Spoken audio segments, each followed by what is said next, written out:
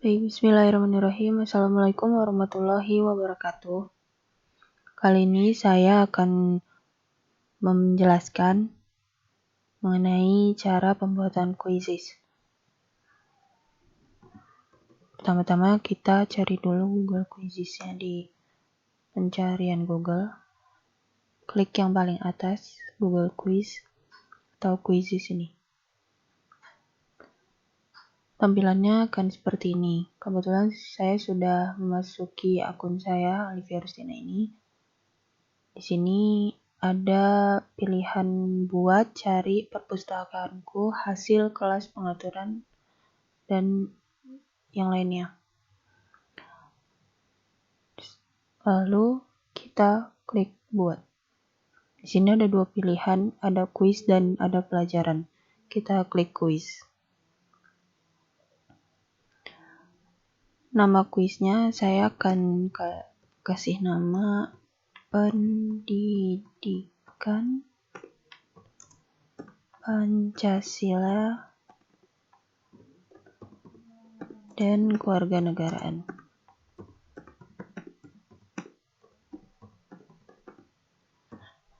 Subjek yang relevan saya ambil pendidikan. Setelah itu klik selanjutnya. Nah, di sini sudah diberi pilihan jika ingin membuat pertanyaan dalam bentuk apa. Saya memilih bentuk pertanyaannya yaitu pilihan ganda. Nah, saya akan memberikan 7 pertanyaan di sini.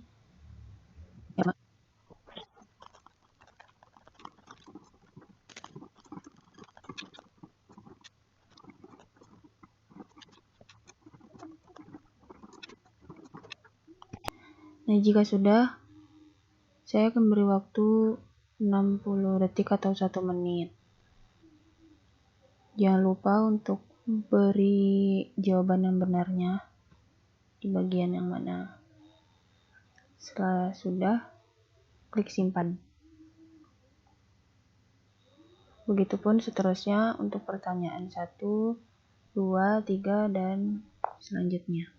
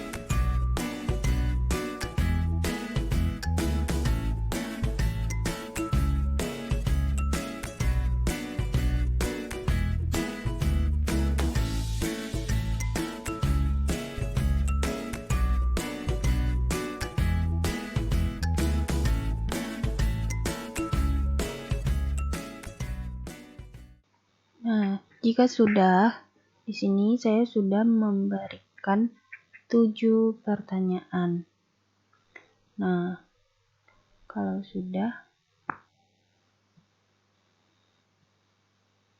saya akan klik kembali.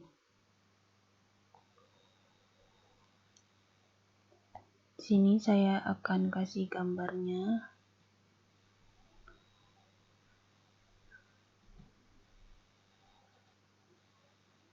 Burung Garuda. Saya memilih bahasa Indonesia.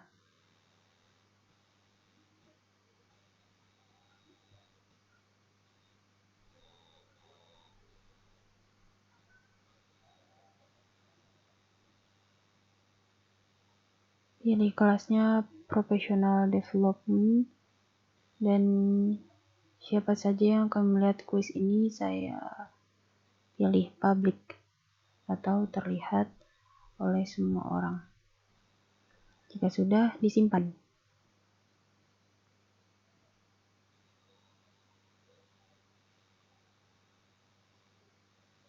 Nah, jika sudah, tampilannya akan seperti ini. Setelah itu, saya akan klik berikan pekerjaan rumah. Jadi kuis ini ada dua pilihan, mulai kuis langsung atau berikan pekerjaan rumah. Di sini saya akan pilih yang berikan pekerjaan rumah. Batas waktu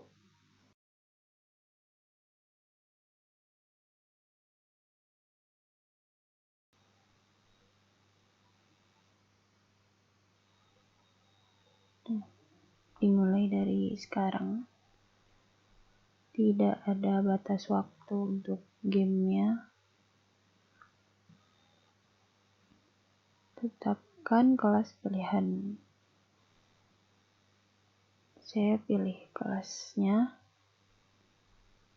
Nah, di sini sudah saya masukkan kelas saya dari Google Classroom. Setelah itu selanjutnya upaya peserta saya beri tak terbatas saja. Setelah itu klik atur.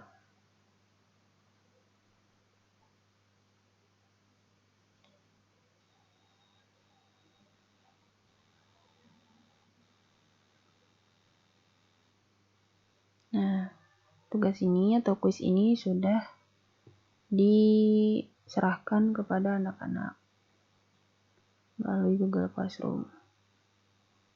Sini ada di hasilnya. Ya, seperti itu cara membuat quizzes di Google Quizzes.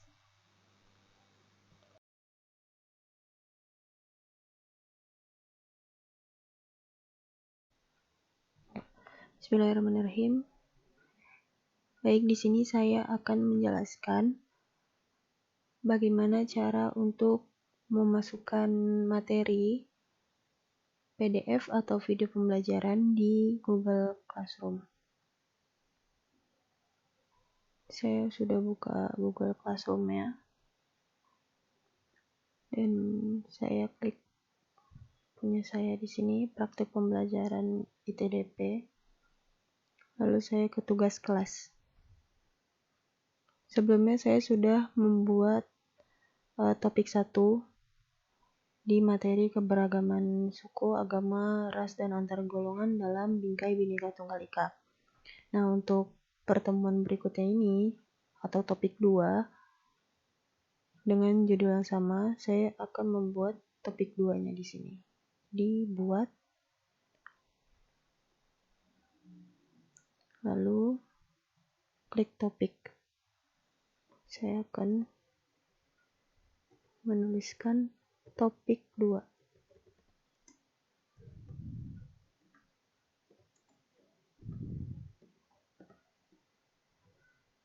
dengan judul yang sama.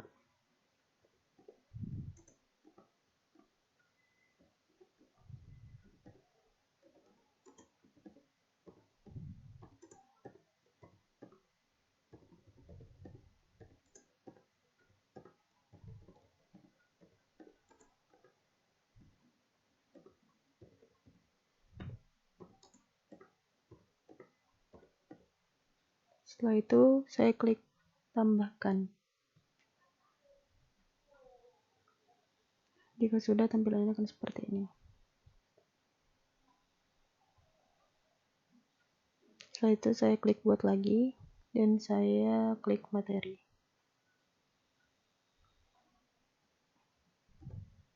Saya akan tuliskan materi 2 dengan judul yang sama.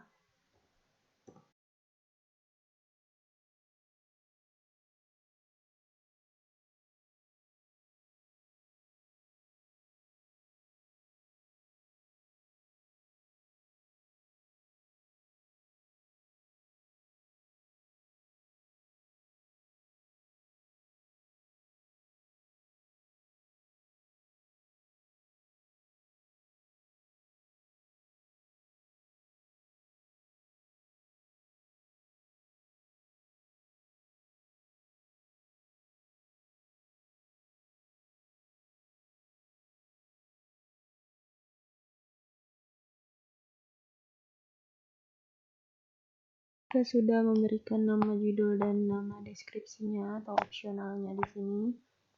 Saya klik tambahkan. Saya ambil dari file, upload dan browse.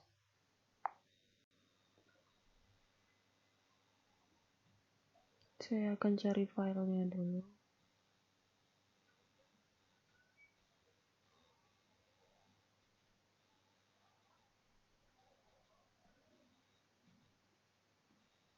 Materi bab 4.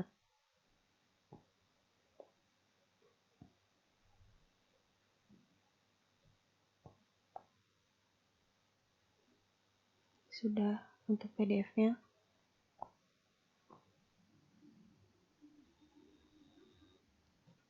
Klik URL-nya. Lalu kita copy dulu link dari YouTube-nya. Setelah itu kita salin di sini.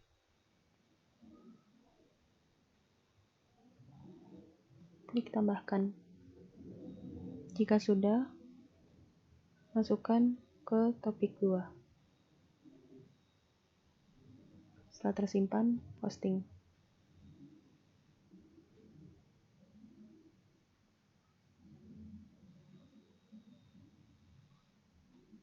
Seperti ini tampilannya.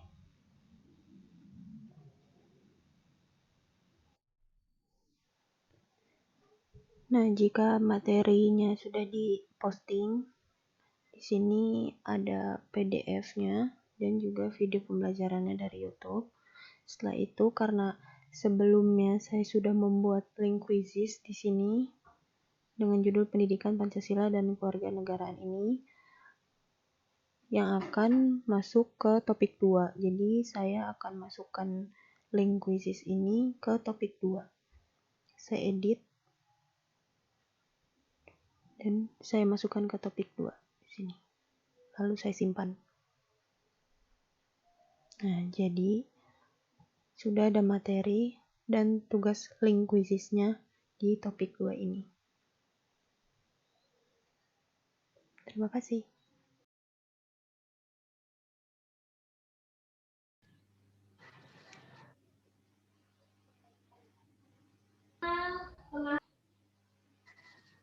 Baik. Bismillahirrahmanirrahim. Assalamualaikum warahmatullahi wabarakatuh. Waalaikumsalam warahmatullahi wabarakatuh. Bagaimana kabar kalian hari ini, anak-anakku? Alhamdulillah Bu, baik. Ya, Ibu harapkan kalian selalu sehat dan semangat dalam belajar ya. Baik, untuk memulai pertemuan Maya kali ini, Ibu meminta untuk ketua kelasnya, Ami, pimpin doa untuk teman-temannya ya. Oke, baik. Teman-teman, sekarang kita akan memulai pembelajaran. Semoga dalam pembelajaran hari ini kita bisa menerima materi dengan baik. Maka sebelum itu kita akan berdoa terlebih dahulu. Berdoa dimulai.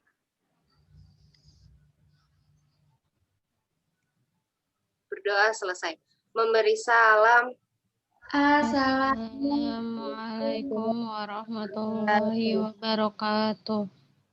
Waalaikumsalam warahmatullahi wabarakatuh. Oke, kita sudah berdoa untuk mengawali pertemuan Maya kita kali ini. Setelah itu Ibu akan absen nama kalian satu persatu ya. Dimulai dari Miranti Prihasini. Hadir Miranti? Hadir. Terus Nuri Amalia Utami. Hadir Bu. Hadir Nuri. Setelah itu Siti Aminah. Hadir Bu. Dan yang terakhir Suci Indah Permatasari. Hadir Bu. Hadir, baik.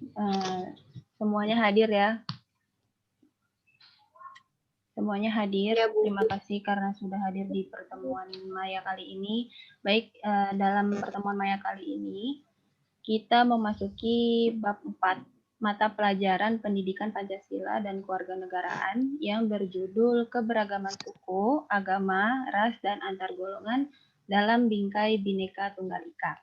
Di sini Ibu mau bertanya dulu, apakah anak-anak Ibu sudah membaca materi dan menonton video pembelajaran yang Ibu berikan di Google Classroom? Sudah, Bu. Sudah, Bu. Sudah, kompak sekali. Terima kasih ya, karena kalian sudah membaca juga menonton video pembelajaran yang Ibu berikan. Nah, dari Zoom kali ini nih, tujuan dari Zoom kali ini kita akan membahas lagi mengenai materi bab 4 yang sudah kalian pelajari di rumah. Tetapi selain itu, Ibu juga memberikan link kuis ya. Ibu juga beri kuis dan Ibu cantumkan link kuisnya juga di Google Classroom. Jadi setelah Zoom ini berakhir, Ibu harapkan kalian isi link kuis yang sudah Ibu berikan. Oke? Baik, Oke. Oke. Kalau begitu, Ibu akan mengulas lagi materi yang sudah kalian pelajari di rumah. Ibu akan share screen-nya dulu. Sebentar.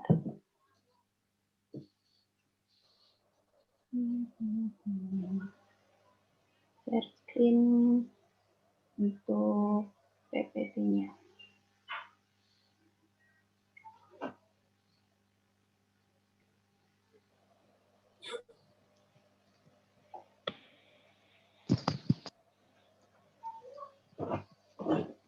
Sebentar ya. Iya, Bu. Apakah sudah terlihat PowerPoint Ibu? Belum, Bu. Belum, Bu. Belum, Bu. Belum.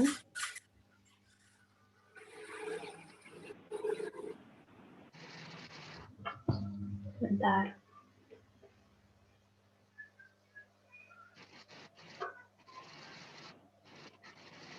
Apakah sudah? Belum, Bu. Belum ada juga. Sebentar, Ibu ulang dulu.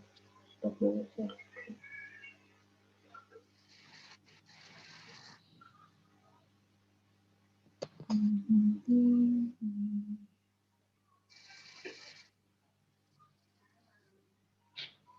Sudah ada? Sudah, Bu. Ada ya. Sebentar. Aku akan share dulu. Baik, di sini kita membahas mengenai keberagaman suku, agama, ras, dan antar golongan dalam bingkai Bhinneka Tunggal Ika. Di subbab A-nya nih, kita membahas keberagaman dalam masyarakat Indonesia. Ada faktor penyebab dari keberagaman masyarakat Indonesia, diantaranya yaitu letak strategis wilayah Indonesia, lalu ada kondisi negara kepulauan juga, perbedaan kondisi alam, keadaan transportasi dan komunikasi, dan penerimaan masyarakat terhadap perubahan. Selanjutnya di sini juga Ibu membahas mengenai keberagaman suku, lalu ada keberagaman agama dan kepercayaan juga, lalu keberagaman ras, dan yang terakhir keberagaman antar golongan.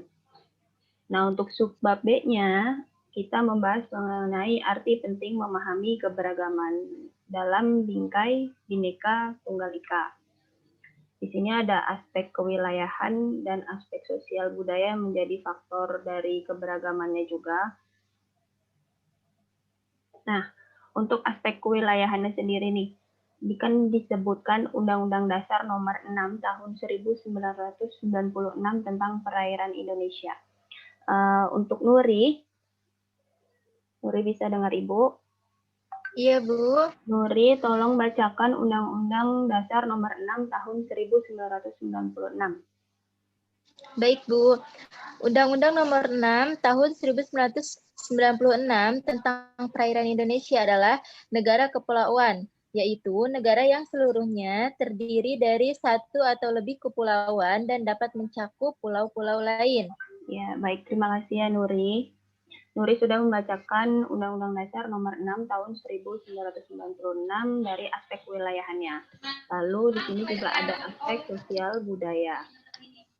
Selain itu, ada juga kita membahas dampak keberagaman masyarakat Indonesia. Ada dampak positif dan ada dampak negatifnya. Suci, Iya, Bu. Coba tolong bacakan dampak positif dan dampak negatifnya dari keberagaman masyarakat Indonesia. Baik, Bu. Dampak keberagaman masyarakat Indonesia, yang pertama ada dampak positif, yaitu memberikan manfaat bagi perkembangan dan kemajuan. Yang kedua, dampak negatif, mengakibatkan ketidakharmonisan, bahkan kehancuran bangsa dan negara. Ya, terima kasih Suci. Iya, Bu. Akan mengenai dampak positif dan juga dampak negatif dari keberagaman masyarakat Indonesia. Setelah itu, kita juga membahas mengenai pengertian Bhinneka Tunggal Ika menurut buku Sutasoma dan menurut lambang negara kita Garuda Pancasila. Dan di sini juga dijabarkan mengenai makna dari Bhinneka Tunggal Ika sendiri. Nah, untuk subbab C-nya, di sini kita membahas mengenai perilaku toleran terhadap keberagaman suku, agama, ras, dan antar golongan. Dijelaskan bagaimana sikap toleran itu sendiri ya, seperti apa, dan toleransi sejati itu seperti apa. Ini yang nomor pertama, yaitu perilaku toleran dalam kehidupan beragama. Lalu yang kedua, perilaku toleran terhadap keberagaman suku dan ras di Indonesia. Dan yang terakhir, perilaku toleran terhadap keberagaman sosial dan budaya. Nah, selesai dari pemaparan dari bab 4 ini. Jadi dalam bab 4 ini tentang keberagaman suku, agama, ras, dan antar golongan, terdapat 3 subbab yang tadi sudah kita lihat sama-sama ya, ada subbab A, subbab B, dan subbab C. Sekarang Ibu mau bertanya. Menurut kalian nih, tadi kan kita sudah bahas mengenai keberagaman masyarakat ya. Kalau menurut kalian masing-masing, pengertian dari keberagaman masyarakat itu apa sih? Izin menjawab, Bu. Boleh Nuri duluan. Menurut Nuri, keberagaman masyarakat itu seperti apa? Menurut Nuri, bentuk keberagaman masyarakat itu terjadi karena kondisi dalam masyarakat yang terdapat banyak perbedaan dalam berbagai bidang. Perbedaan tersebut dalam hal suku, bangsa, ras, agama, keyakinan, ideologi politik, sosial budaya, dan ekonomi. Keanekaragaman yang dimiliki bangsa Indonesia merupakan kekayaan dan kewilayahan negara Indonesia. Keanekaragaman tersebut merupakan kekayaan milik bangsa Indonesia yang dijaga dan kita lestarikan, sehingga mampu memberikan warna ketentraman dan kedamaian bagi rakyat Indonesia agar ke depan tidak banyak menimbulkan persoalan mengancam integrasi bangsa. Begitu. Terima kasih Nuri atas penjelasannya mengenai keberagaman masyarakat menurut versinya Nuri nih ya. Ada yang mau menambahkan nggak? Dari keberagaman masyarakat. Boleh, menurut Miranti gimana nih? Menurut pendapat saya, keberagaman masyarakat itu adalah keberagaman dalam suatu kondisi dalam masyarakat yang di dalamnya ini terdapat perbedaan-perbedaan seperti yang sudah jelaskan Bu, ada perbedaan baik dari ras, suku, agama, dan lain-lain. Itu Bu. Benar. Seperti yang diungkapkan oleh Miranti barusan, bahwa di Indonesia sendiri terdapat keberagaman masyarakat ini yang terdiri dari keberagaman suku, ras, agama, antar golongan, adat istiadat, bahkan sampai ke sosial budayanya ya. Nah, menyangkut dengan keberagaman-keberagaman yang sudah kita sebutkan barusan, kita akan membahas satu persatu ya. Subbab A tadi kita kan sudah membahas tentang keberagaman masyarakat. Oke, kita akan membahas lebih spesifik lagi. Ada yang mau jabarkan nggak? Coba ajarkan, salah satu dari kan coba mengajarkan teman-teman yang lain mengenai keberagaman suku dan ras. Ada yang mau ajarkan? Ada yang mau jelaskan? Oke, Cita Mina. Jadi saya akan memberikan contoh suku. Jadi di Pulau Sumatera itu terdapat suku Aceh. Ini macam-macam sukunya ya Bu ya. Terdapat suku Aceh, Gayo Alas, Batak, Minangkabau, dan Melayu. Pulau Jawa juga terdapat nih ada suku-sukunya, yaitu suku Jawa, Sunda, Baduy, dan Samin. Lalu di Kalimantan terdapat suku Dayak, Di Sulawesi terdapat suku Bugis, Manado, Gorontalo, Makassar. Kawasan Maluku terdapat suku Ambon, Sangir, Talaut, dan kawasan Bali ada Nusa Tenggara, antara lain suku Bali, Lombok, Bima, dan Timor. Lalu di Papua terdapat suku Asmat dan suku Dani. Lalu kalau itu kan tadi saya menyebutkan suku ya Bu, lalu kalau untuk ras, teman-teman harus tahu bahwa ada ras Malayan, yaitu Mangaloid yang ada di Sumatera dan tersebar di Jawa, tersebar di Bali, Nusa Tenggara Barat, Kalimantan, dan yang terakhir di Sulawesi. Lalu untuk ras Melanesoid mendiami daerah-daerah di Papua, di bagian daerah Maluku, dan Nusa Tenggara Timur.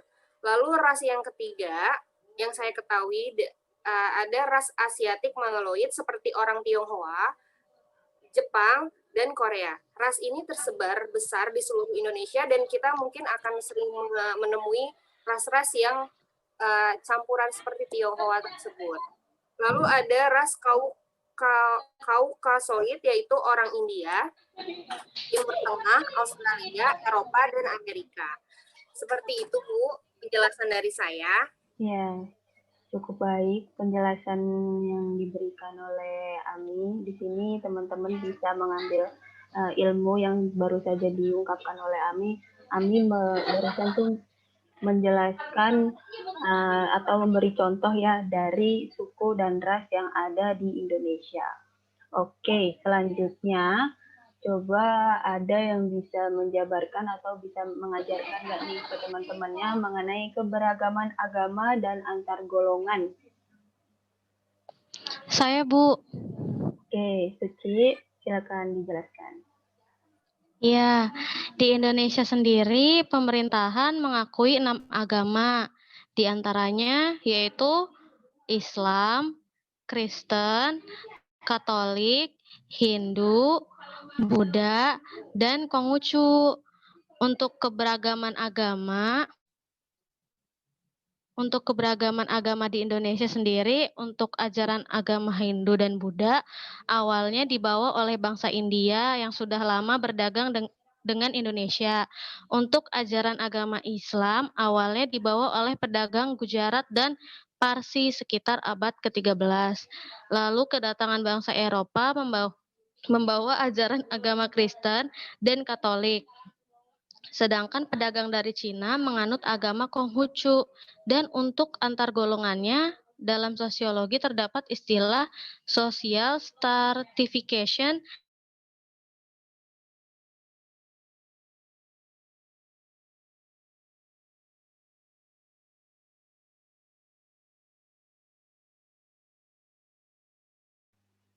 Suci,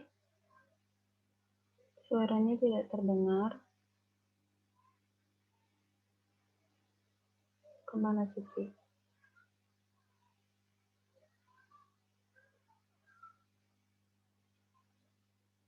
Jadi Ibu lanjutkan aja ya penjelasan dari Suci nih. Suci? Barusan Suci menjelaskan pemahaman Suci mengenai keberagaman agama dan antar golongan. Suci sudah menyebutkan 6 agama yang diakui oleh pemerintah sendiri, itu ada Islam, Kristen, Katolik, Hindu, Buddha, serta Konghucu. Nah, tadi juga Suci menjelaskan mengenai social stratification, istilah yang biasa disebut juga dengan kelas sosial, yang dalam hal ini menyangkut tentang keberagaman antar golongan. Oke, dari subbab A ini ada yang mau ditanyakan nggak? Dari anak-anakku? Tidak ada? Tidak ada ya? Tidak, Bu. Kalau tidak ada yang mau bertanya dari subbab ini, Bu simpulkan bahwa kalian sudah cukup memahami dan kita akan melanjutkan ke subbab B mengenai makna Bhinneka Tunggal Ika. Dari makna Bhinneka Tunggal Ika ini ada yang bisa ajarkan juga ke teman-temannya? Ada yang bisa jelaskan? Saya, Bu. Boleh, Nuri, silakan Nuri. Dia akan menjelaskan bagaimana makna Bhinneka Tunggal Ika. Bineka artinya adalah beragam, dan tunggal berarti satu, dan ika berarti itu. Kalau menurut lambang negara Garuda Pancasila, Bhinneka Tunggal Ika berarti berbeda-beda tetapi tetap satu.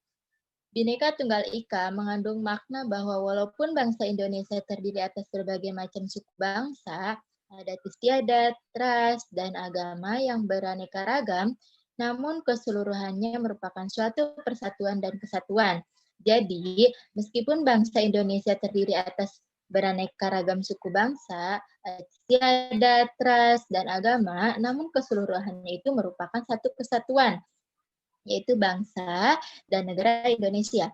Bhinneka Tunggal Ika merupakan semboyan negara Indonesia sebagai dasar untuk mewujudkan persatuan dan kesatuan Indonesia, di mana kita harus menerapkannya dalam kehidupan sehari-hari, seperti contohnya hidup saling menghargai antara masyarakat satu dengan yang lainnya.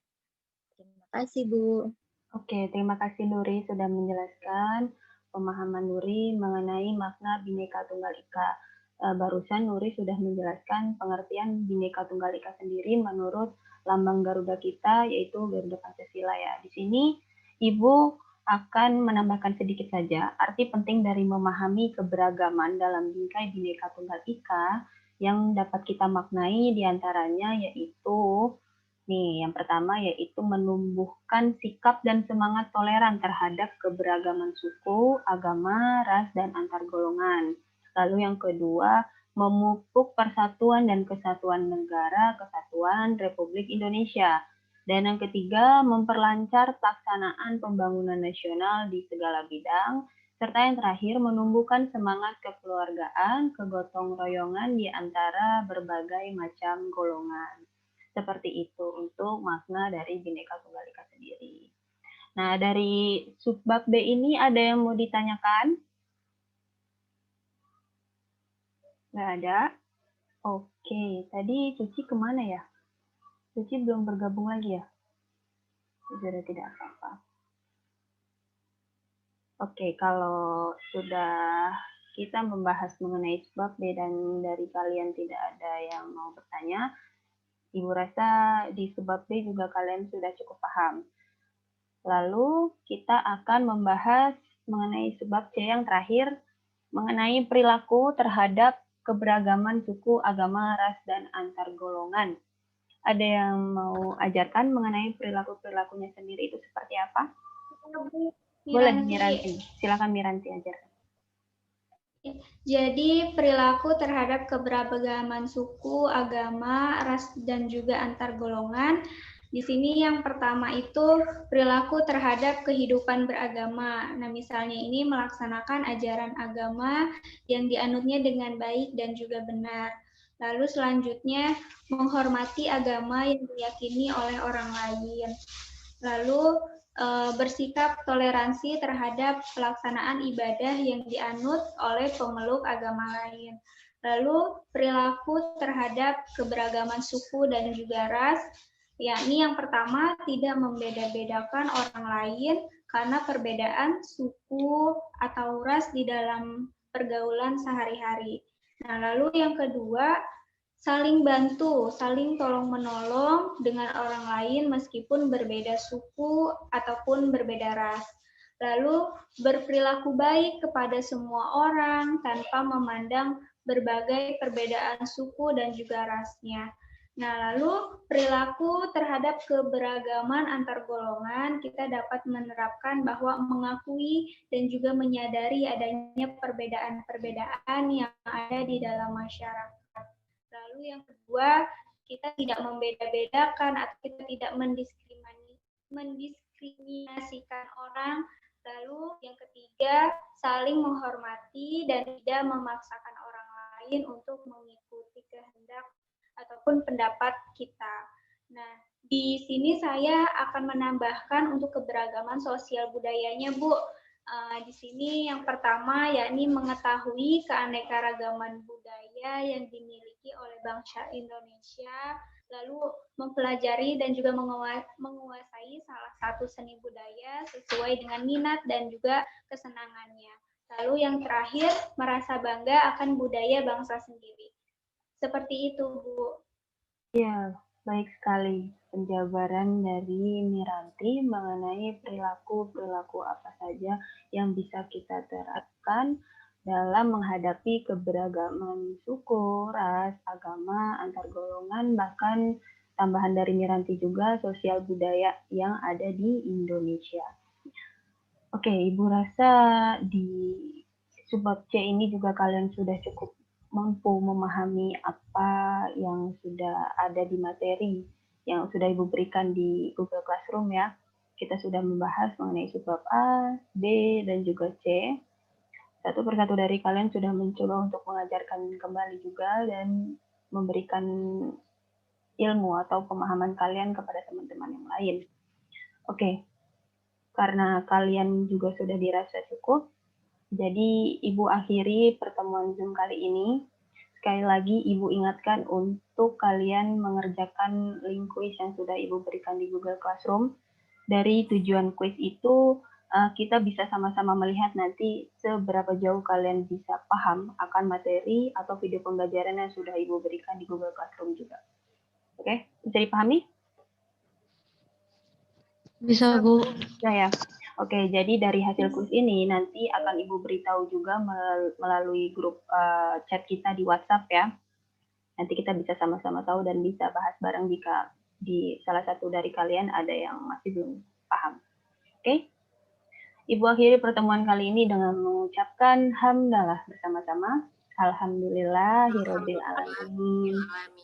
Ibu sangat mengapresiasi dan menghargai semangat kalian dalam belajar meskipun dalam kondisi daring seperti ini ya. Tetap jaga kesehatan dan kebersihan diri serta lingkungan kalian. Mohon maaf jika Ibu ada salah-salah kata dalam Zoom kali ini. Terima kasih karena sudah bergabung di Zoom kali ini dan sampai jumpa di pertemuan Maya selanjutnya. Wabillahi taufiq wal hidayah. Wassalamualaikum warahmatullahi wabarakatuh. Terima kasih ya teman-teman. Terima kasih, Bu. Terima kasih.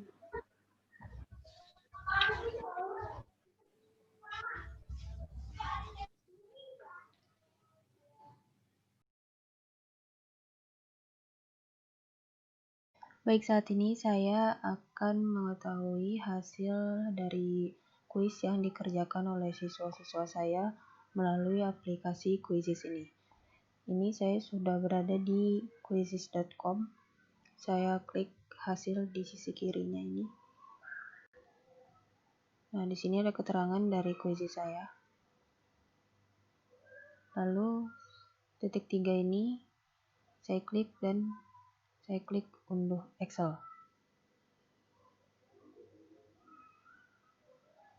Sudah terunduh. Lalu saya buka folder saya. Buka bagian download. Saya cut dan saya pindahkan ke folder saya. Saya rename. Saya beri nama hasil kuis. Sini saya akan buka hasil kuis yang sudah dikerjakan oleh anak-anak saya.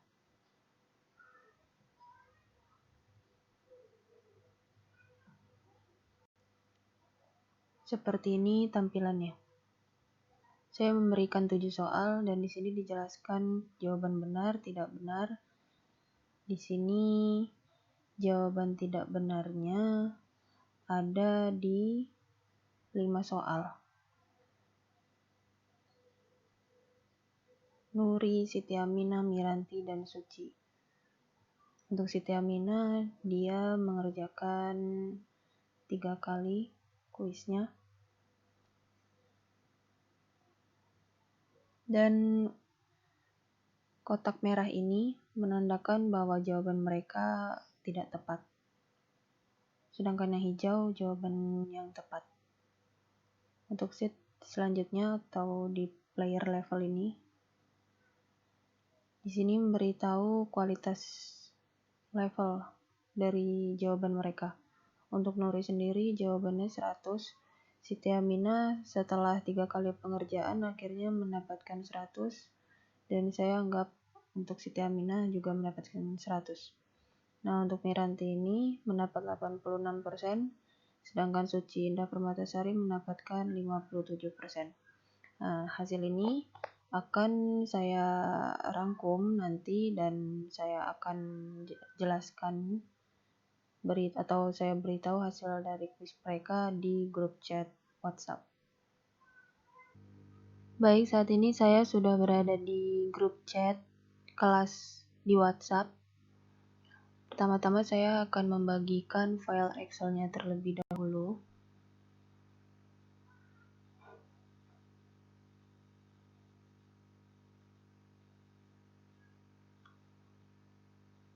File Excel hasil kuis dari jawaban siswa-siswa saya.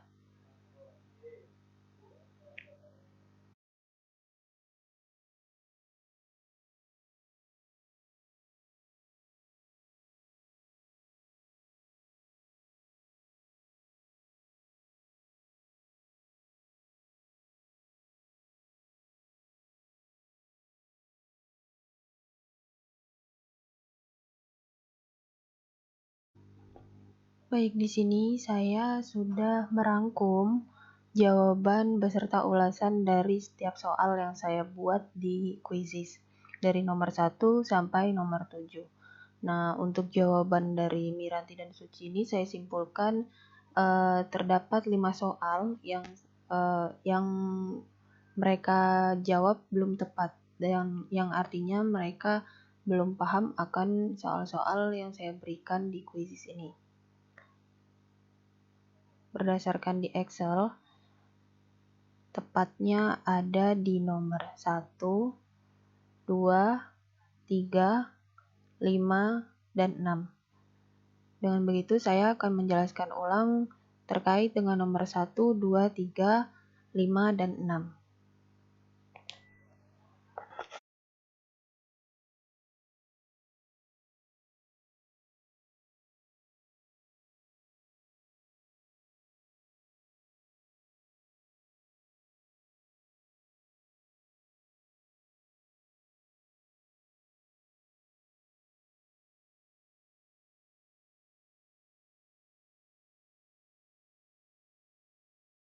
Baik, dengan ini saya sudah memberikan penjelasan kembali kepada siswa-siswa saya yang dirasa belum paham atas pengerjaan kuis yang mereka kerjakan di aplikasi Quizizz.